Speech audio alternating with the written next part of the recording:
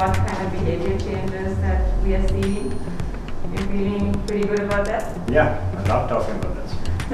Good. Hi Pasindu.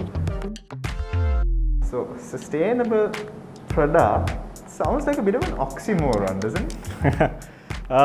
Yeah, you're right, it does, and in many ways it is.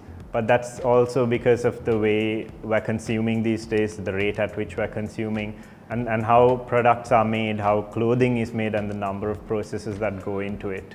And at MAS, we really want to change that, not by creating less, but creating in a way that impacts the environment less.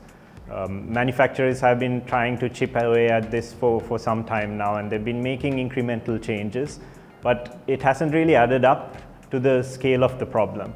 So the plan for change really has one commitment around sustainable product, and that's that 50% of all of MAS's revenue by the year 2025 has to be through sustainable product. And we're attacking this in three ways. One is by sourcing more sustainably. We're also looking at disrupting the industry through innovation, and we want to pioneer circularity at scale.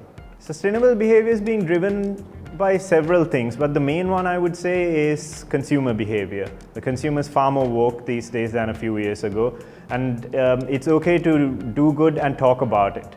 And we see a lot of consumers doing that, and that really puts a lot of pressure on the brands in turn, and the brands then pressure the industry and players like us to make more sustainable product. I feel like that's the biggest driver towards the industry becoming more sustainable. What excites us most is just the sheer size of the challenge. You know, if it were easy, it would be done and we wouldn't be in this situation right now.